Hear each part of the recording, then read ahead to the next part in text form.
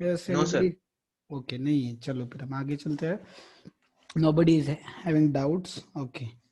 So heat of reaction or enthalpy of reaction or delta HR. Sir, second. Oh, that's what I was asking.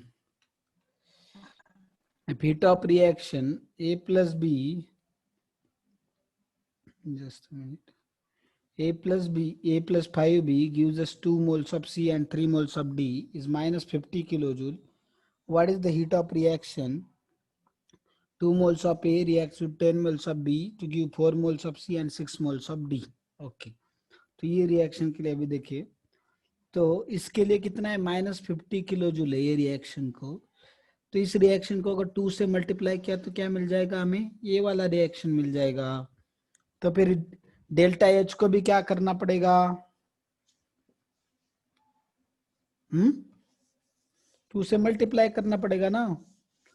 मैंने मेरा sentence याद है कि आपको, जो भी रिएक्शन के साथ करेंगे वो किसके साथ करना है, एनर्जी के साथ, डेल्टा एच के साथ. तो इधर रिएक्शन को 2 से मल्टीप्लाई कर रहे हैं, या इस रिएक्शन को 2 से मल्टीप्लाई कर रहे हैं, तो डेल्टा एच को भी क्या करेंगे 2 से मल्टीप्लाई. तो कितना आएगा, minus 100 kilo joule. That is your answer. Okay. Yes sir. Yes, sir. Okay. Any other doubt? Sir third number. Process CH3COH CH3CO minus plus H plus should be. इसमें dissociation हो रहा है, तो जनरली डिसोसिएशन होगा तो क्या होना चाहिए, एंडोथर्मिक हो रहा है, क्योंकि एंडोथर्मिक. या Endothermic. यस, इसके bond, Endothermic process. Yes, bond break हो रहे हैं ना, इसलिए एंडोथर्मिक होना चाहिए. ओके. व्हिच वन इज, हो गए डाउट सारे? Yes sir. ओके, चलो will go to Yes, sir.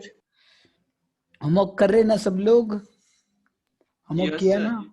Yes sir. Yes. Yes sir. Everybody should complete homework without fail. देखो अभी नेक्स्ट, heat of reaction और enthalpy of reaction delta HR. तो मतलब कि कोई भी रिएक्शन के अंदर कितना हीट रिलीज हुआ या एब्जॉर्ब हुआ, उसको क्या बोलेंगे हम लोग, हीट ऑफ रिएक्शन और enthalpy of reaction. Is it clear? समझा क्या सबको? फिर से बता.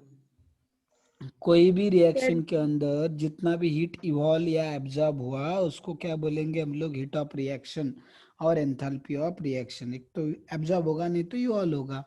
तो दोनों में से जो भी हो रहा है उसको क्या बोलेंगे हम लोग, हीट ऑफ रिएक्शन और enthalpy of reaction. Is it clear everyone? Yes, sir. Yes, sir. या बस Yes, sir. या बस Yes, sir. Okay. Balance chemical reaction में होना चाहिए बस, ठीक है. और वो कंप्लीटली रिएक्ट होना चाहिए, रिएक्टेंट पूरा कंप्लीट रिएक्शन होना चाहिए. तो ये 2 कंडीशन है. पहला तो मैंने बताया कि हीट इवॉल्व या एब्जॉर्ब होनी चाहिए, उसमें जो भी एब्जॉर्ब या इवॉल्व होगी उस हीट को हम एंथैल्पी ऑफ रिएक्शन बोलेंगे. कब, अगर वो केमिकल रिएक्शन, पहला कंडीशन बैलेंस केमिकल रिएक्शन है, दूसरा वाला वो कंप्लीटली रिएक्ट हो चुका है, ठीक है. पहला कंडीशन क्या है, balanced chemical reaction. Another one is it is completely reacted, so it is called as heat of reaction or enthalpy of reaction, delta HR. Is it clear everyone? Yes, sir. Yeah. Okay. See here now, H2 plus half O2 gas gives us H2O gas, that is delta HR. किसका audio on है please of करो. अथर्व गौड़ी, देखो, heat of reaction at constant pressure is delta H and heat of reaction at constant volume is delta E. तो ये हमने देखा था, heat content of a system eight constant pressure. Heat content of a system eight constant pressure is how much?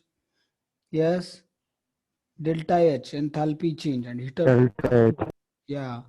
heat of reaction at constant volume is delta E. Okay. Yeah.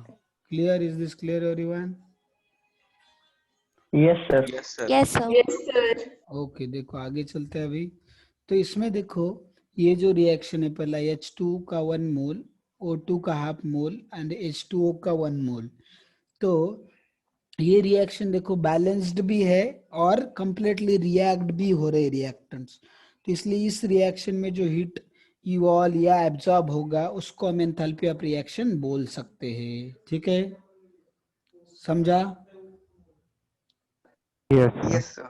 या but इस reaction के अंदर देखेंगे हम लोग ये reaction balance नहीं, इसलिए उसको एंथैल्पी ऑफ रिएक्शन नहीं बोल सकते। Okay yes sir. हाँ, और इसके Yes, sir. देखो, ये रिएक्शन बैलेंस है, कंप्लीटली रिएक्ट हो रहा है, तो इसको एंथैल्पी ऑफ रिएक्शन बोल सकते हैं। अगेन थर्ड को, ये फर्स्ट को बोल सकते हैं, थर्ड को बोल सकते हैं, सेकंड को नहीं बोला जा सकता। अभी देखो factors affecting heat of reaction, factors affecting heat of reaction, तो पहला देखिए रिएक्शन कंडीशन।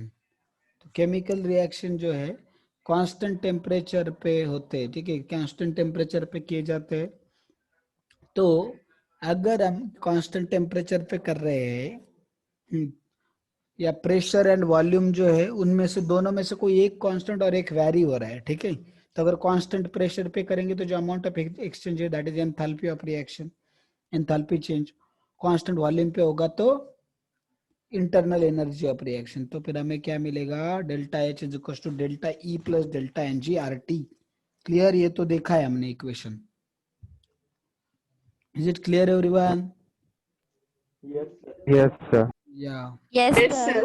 ये पहला रिएक्शन कंडीशन देखा हमने कि उसका टेम्परेचर, प्रेशर, वॉल्यूम कितना है, उसके ऊपर डिपेंड करेगा कितना हीट रिलीज होगा। फिर उसके बाद क्वांटिटी ऑफ रिएक्टेंट, रिएक्टेंट का क्वांटिटी कितना है, अगर ज्यादा होगा तो ऑब्वियसली ज्यादा हीट रिलीज एब्जॉर्ब होगा, कम होगा तो कम होगा, ठीक है। तो इसलिए इधर 1 मोल ही था, देखो H2 का आधा मोल, 1 ही मोल H2 फॉर्म हुआ तो x कैलोरी पर मोल था।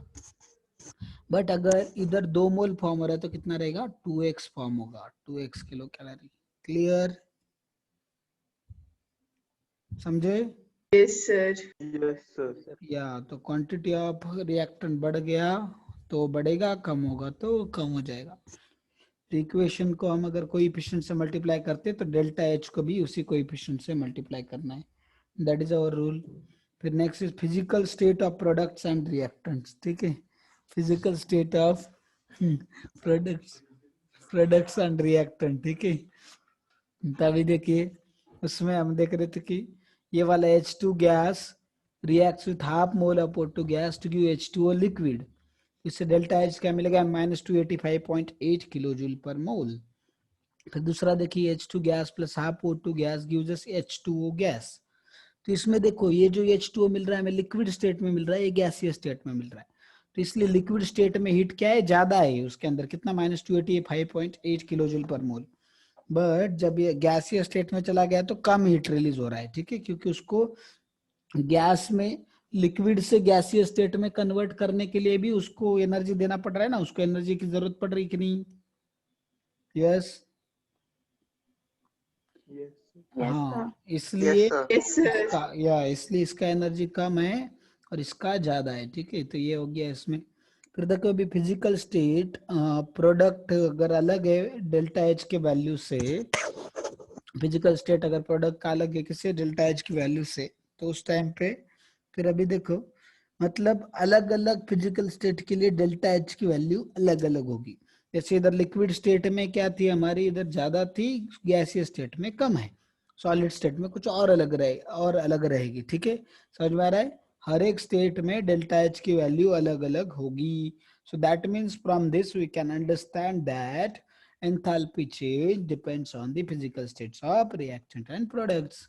Is it clear?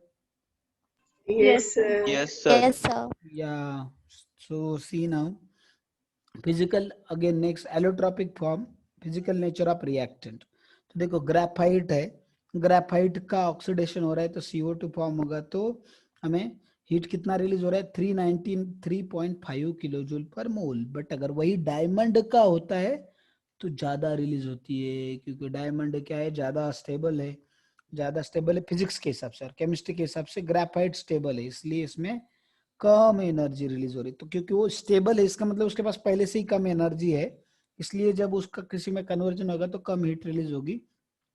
But diamond जो थोड़ा है तो वो उससे अनस्टेबल है एज कंपेयर टू ग्रेफाइट, तो इसलिए उसके पास थोड़ी ज्यादा एनर्जी है किससे, ग्रेफाइट के कंपैरिजन में। So that's why from that we can understand that ज्यादा हीट रिलीज करेगा। Is it clear everyone? Yes sir. Yes, sir. Yeah, this is another factor. Then third factor is temperature. So effect of temperature on heat of reaction, तो किससे कौन से question से मिलता है हमें? Kirchhoff's equation. तो at constant pressure delta H T two minus delta H T one upon T two minus T one is equal to delta CPM. तो देखो डेल्टा एच टी टू क्या है? Enthalpy change at temperature T two. ये क्या है? Delta H T one enthalpy change at temperature T one. T two minus T one तो temperature है, temperature difference. CP क्या है? Heat capacity at constant pressure, heat capacity at constant pressure. तो generally कौन सी रहेगी? स्पेसिफिक हीट कैपेसिटी रहेगी, नहीं तो मोलर हीट कैपेसिटी रहेगी। समझ में आया? समझे? Yes, sir. या डेल्टा सीपीएम कैसे निकालेंगे? Summation of CPM of products minus summation of CPM of reactant. तो इधर ये क्या है? यम क्या है? देखो पी क्या में, पी का मीनिंग क्या है, यम का मीनिंग क्या है? पी मतलब कांस्टेंट प्रेशर, यम मतलब मोलर। तो इसका मतलब क्या है?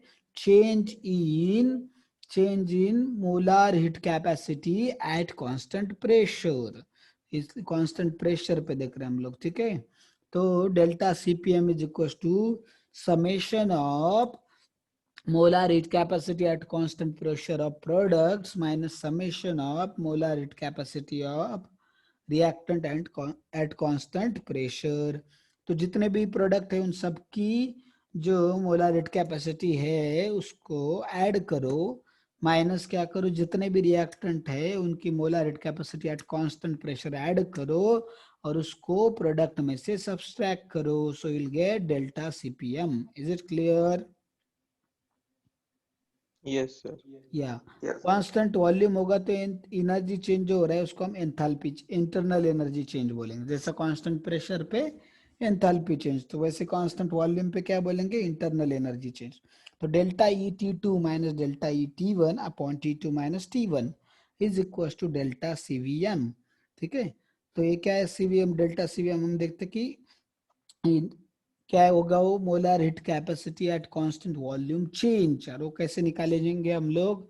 Summation of molar heat capacity at constant volume of products minus summation of molar heat capacity at constant volume at constant volume of reactant. Is it clear? Yes, Yes, sir. sir. Yes. Yes, sir. Okay, good. अभी देखो next देखते हैं हम लोग। तो देखो इसमें कैसे क्वेश्चन पूछे जाएंगे आपको? एक एंथैल्पी चेंज दिया रहेगा एक टेम्परेचर पे, दोनों टेम्परेचर दिए रहेंगे, सीपी दिया रहेगा रिएक्टेंट और प्रोडक्ट का, और दूसरे टेम्परेचर पे एंथैल्पी चेंज पूछेंगे या इंटरनल एनर्जी चेंज पूछेंगे। तो आपको ये फॉर्मूलेज यूज करने हैं, they are very useful formulas.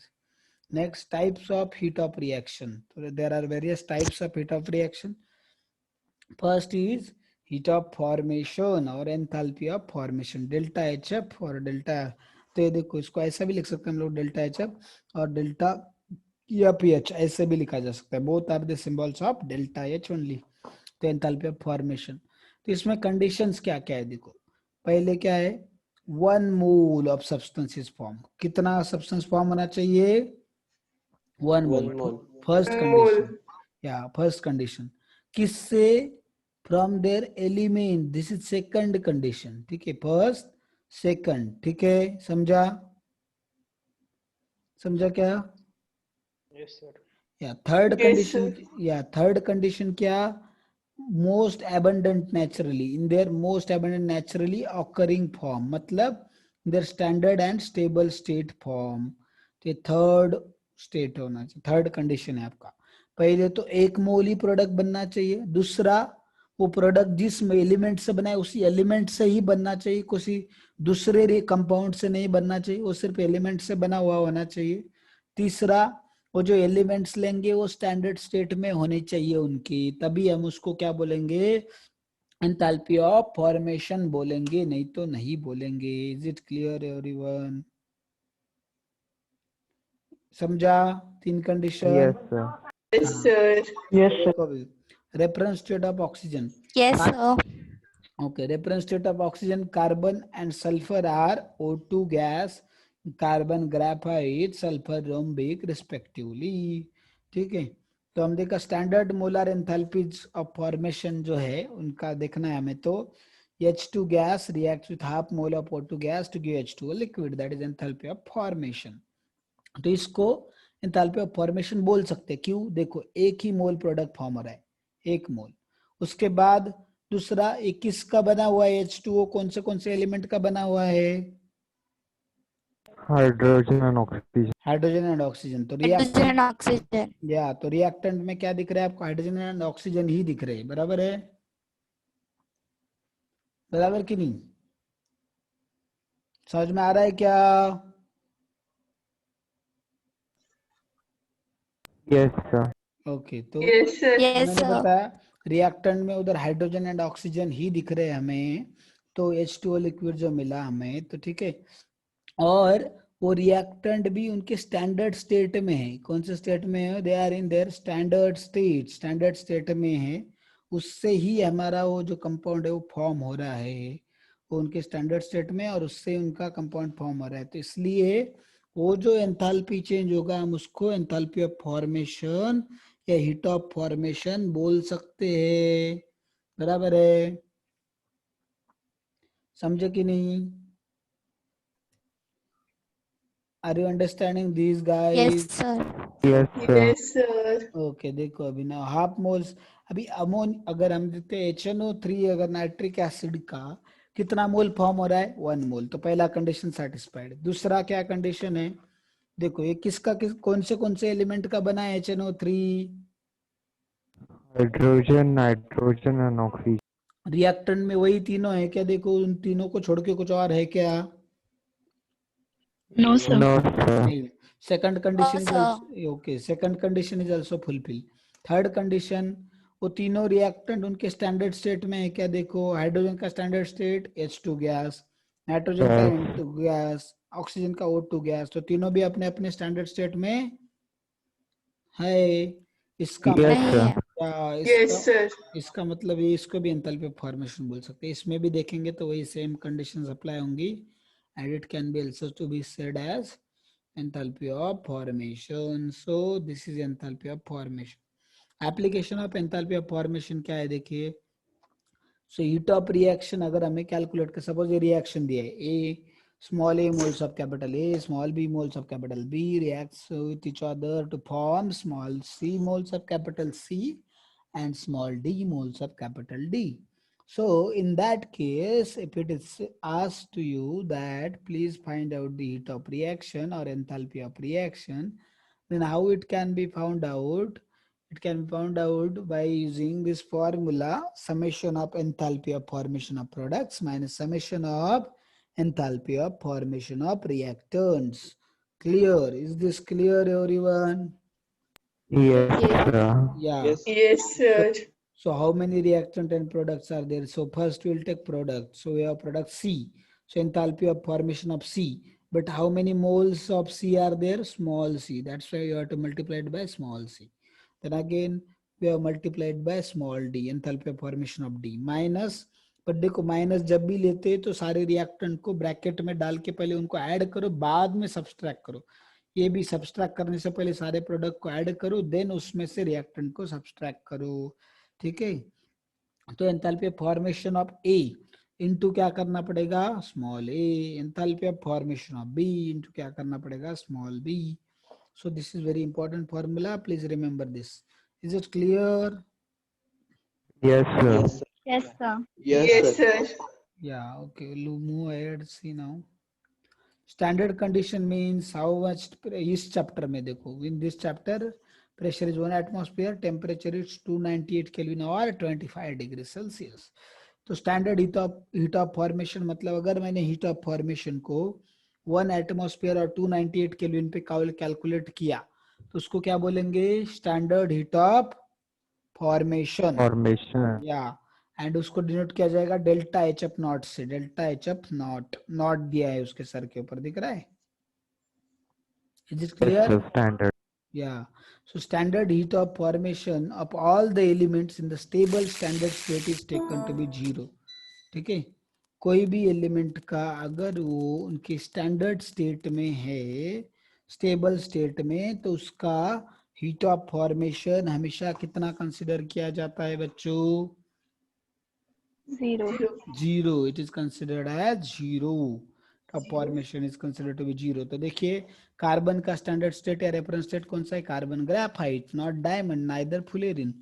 So see here sulphur का रोम्बिक सल्फर, ठीक है, रोम्बिक सल्फर है इसका। अगर हम देखेंगे तो rhombic sulphur is energy wise more stable as compare to monoclinic sulphur. फिर नेक्स्ट देखेंगे अगर हम तो कौन सा है? पी phosphorus, तो P4 white phosphorus is your reference state.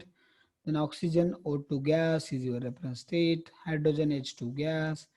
Bromine Br2 liquid, याद रखो ब्रोमीन का कौन सा लिक्विड वाला स्टेट क्या है आपका? वहां पे स्टैंडर्ड स्टेट है। फिर उसके बाद मेटल का अगर देखेंगे तो generally metals are in the solid state, but mercury is exception for it. Mercury is in which state? Liquid state. Is it clear? Liquid state. Yeah, Liquid. yeah, it is in liquid state. Mercury is in liquid state. अगर आगे देखेंगे हम लोग तो देखिए तो formation reaction जो है, फॉर्मेशन रिएक्शन में भी एक्सोथर्मिक और एंडोथर्मिक। फॉर्मेशन रिएक्शन में या फॉर्मेशन रिएक्शन में हीट रिलीज भी हो सकती है, एब्जॉर्ब भी हो सकती है। Is it clear? Yes, sir. या तो हमने वो Yes. देखा। अभी चलो Yes, sir. आगे चलते हैं हम लोग। तो since enthalpy of element, illustration बहुत सिंपल है, you see those illustrations then will go. कुछ नहीं आया तो you can ask me doubt in tomorrow's lecture. Illustrations are very very easy and very simple, you can solve them. Okay, I'll go to next Yes, topic. sir. Yeah, so see, heat of combustion. Heat of combustion is what? Amount of heat evolve when 1 mole of substance is completely burnt or oxidized in the excess of oxygen. तो देखो 1 मोल substance का अगर हमने पूरा burn कर लिया, completely burn कर लिया उसको, ऑक्सीडेशन कर लिया उसका ऑक्सीजन के प्रेजेंस में, तो जो भी हीट इवॉल्व हो रही, रिलीज हो रही है, उसको क्या बोलेंगे हम लोग? एंथैल्पी ऑफ कंबशन और heat of combustion. Is it clear? Yes, sir. Yes. Okay. Yes, sir. Yeah. So what do you mean by complete combustion or completely burnt? When you can say that it's any substance is completely burnt or completely combusted, is there any condition for that? Can you tell? Carbon dioxide is Carbon dioxide? Yes. बोलो कैसे complete combustion हुआ, कैसे पता चलेगा? देखो इधर तब तक एग्जांपल देखते, कार्बन ग्राफाइट 1 मोल है, अगर O2 के साथ रिएक्ट हो रहा है, CO2 फॉर्म हो रहा है, तो इसका कंप्लीट कंबशन हो गया है, ठीक है। और 1 मोल ही दिख रहा है मुझे ग्राफाइट का, इसमें जो हीट रिलीज होगा उसको Voice is breaking. Sir, your voice is breaking. Now is it clear?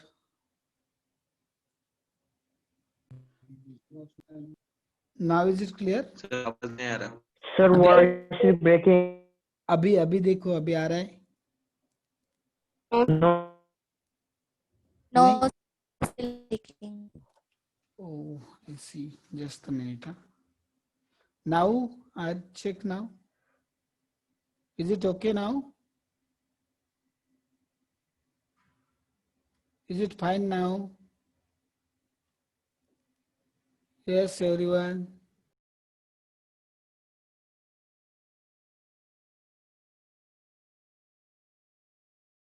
Now am I audible? Yes, Yes, sir. sir. Yes, sir. Yes, sir. Okay, see here now.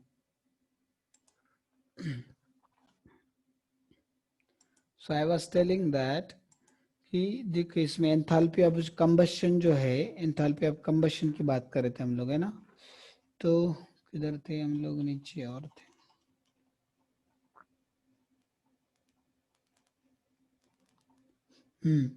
तो CO2 पहला जो equation दिख रहा है आपको इधर, तो फर्स्ट इक्वेशन के अंदर हमने देखा कि इसके अंदर क्या हो रहा है, जो हीट रिलीज हो रहा है उसको एंथैल्पी ऑफ कंबशन बोलेंगे, और इसको एंथैल्पी ऑफ फॉर्मेशन भी बोल सकते हैं, क्योंकि देखो प्रोडक्ट का एक ही मोल फॉर्म हो रहा है, उसके एलिमेंट से ही हो रहा है, कार्बन NO2, और उनके एलिमेंट उनके स्टैंडर्ड स्टेट में भी है, तो इसलिए इसको enthalpy of combustion as well as enthalpy of formation दोनों बोला जा सकता है CO2 का।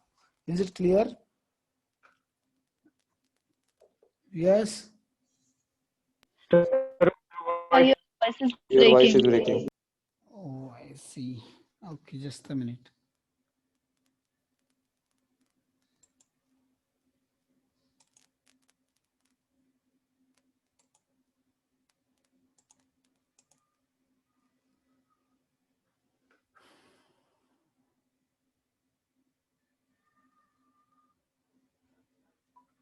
Now is it clear? Yes, sir. yes, sir. Yes, sir. Okay, see here now. So what I was telling, तो एंथैल्पी ऑफ कंबशन, पहले को combustion और एंथैल्पी ऑफ फॉर्मेशन दोनों बोल सकते हैं हम लोग। फिर आगे देखिए डायमंड है, डायमंड का 1 mole reacts with O2 to give CO2। So enthalpy of combustion, इसको कंबशन भी बोलेंगे और इसको एंथैल्पी ऑफ फॉर्मेशन नहीं बोल सकते। इसको क्यों नहीं बोल सकते एंथैल्पी ऑफ फॉर्मेशन? इसको कंबशन तो बोल रहे हैं बट फॉर्मेशन क्यों नहीं, कौन बताएगा? Carbon is not in its standard. Physical हाँ, state कार्बन में इज नहीं। नॉट, नहीं carbon is not in standard state, standard state उसका ग्रेफाइट है, बट इधर क्या है वो डायमंड, इसलिए this is not, Diamond. yeah, this is wrong question. Then you see next is this carbon 1 mole, half mole of O2 gives us CO. So enthalpy of Sir, your combustion. voice again breaking. Sir, your voice is breaking. Voice is again breaking. Now is it fine? That network, some network issues there, I think so. Now is it Yes, fine? sir. Yeah. Yes, see sir. here, see here now. The in between that goes little bit because network issue is there little bit. So see here now. So delta H of CO, 1 mole of CO reacts with half moles of O2 to give CO2. So this can be said to be as enthalpy of combustion. Okay. Third one, please repeat again. Oh, ठीक है, देखो 1 mole of carbon reacts with half mole of O2 to give CO. तो इसको हम enthalpy of combustion नहीं बोल सकते but enthalpy of formation बोल सकते हैं, क्योंकि एक ही मोल फॉर्म हो रहा है और 1 मोल कार्बन और हाफ मोल O2 दोनों भी अपने अपने स्टैंडर्ड स्टेट में हैं, इसलिए उसके एंथैल्पी ऑफ फॉर्मेशन बोल सकते हैं बट एंथैल्पी ऑफ कंबशन नहीं बोल सकते। क्यों, कौन बताएगा? बोलो जल्दी, एंथैल्पी ऑफ कंबशन क्यों नहीं बोल सकते उसको? Because CO2 is not formed. या बिकॉज इसका कंप्लीट कंबशन हुआ नहीं, कंप्लीट कंबशन नहीं हुआ, इसलिए कंप्लीट कंबशन कैसे पता चलेगा आपको? कंप्लीट कंबशन कैसे पता चलेगा हुआ कि नहीं हुआ? तो यस, बताओ जल्दी जल्दी, फास्ट टाइम ने। जब CO2 फॉर्म होगा तब। CO2 अभी हर रिएक्शन में CO2 थोड़ी फॉर्म होगा।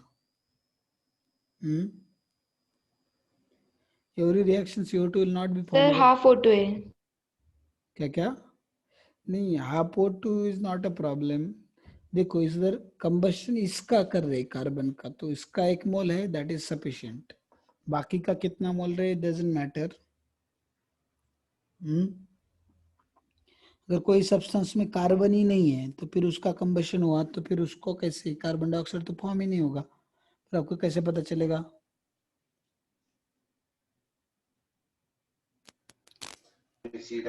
When oxygen is used in excess, yes, नहीं, यस, और क्या बोला किसने?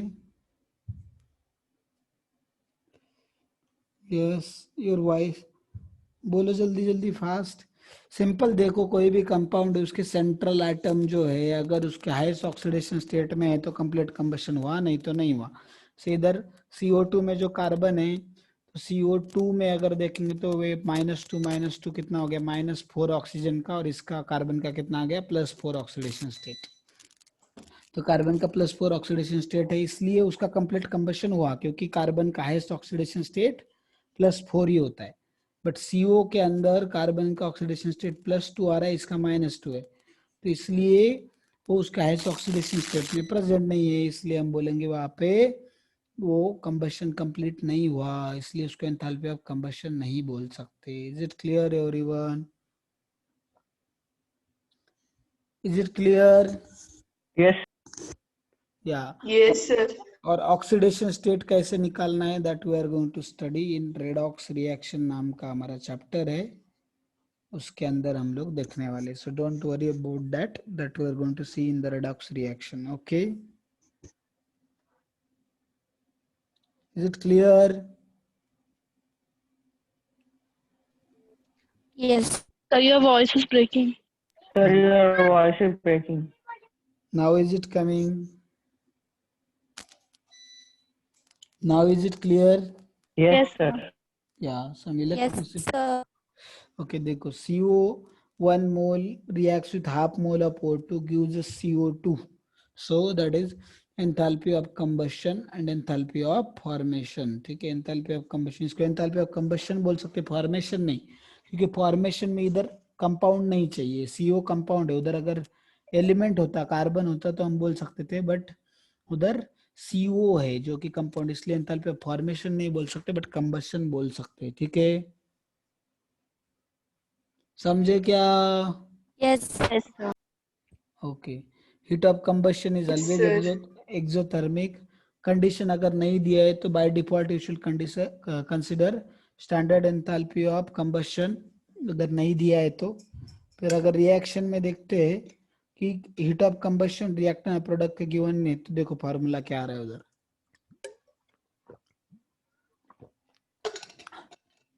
तो अगर हमें हीट ऑफ रिएक्शन दिया है, हीट ऑफ कंबशन दिया है रिएक्टेंट और प्रोडक्ट के, तो हीट ऑफ रिएक्शन कैसे मेजर कर सकते हैं? Heat of reaction is equal to summation of heat of combustion of reactant minus summation of heat of combustion of product. Is it clear? Product.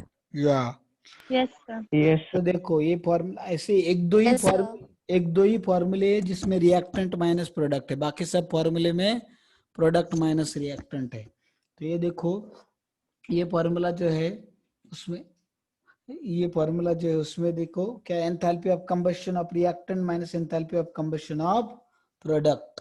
ठीक है, समझ में आ रहा है सबको? summation of enthalpy of combustion sir. of reactant minus summation of enthalpy of combustion of reactant. So that is your delta H. Next देखो,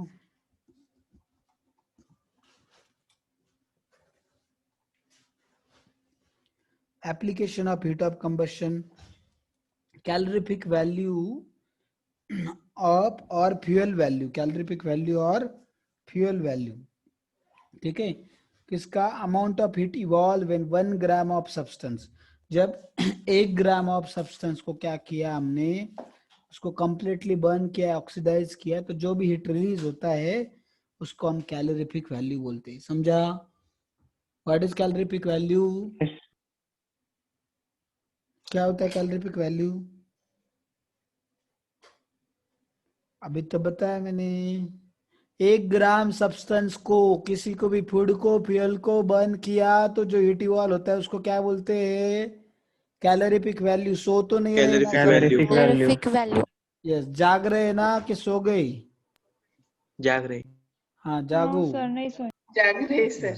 yes, तो सुनो ठीक से, देखो सिर्फ जाग के फायदा नहीं, सुनो भी और उसको रिपीट करो पूछा तो देखो हमें पता है कि एंथैल्पी ऑफ कंबशन मतलब क्या है, 1 मोल के लिए होता है।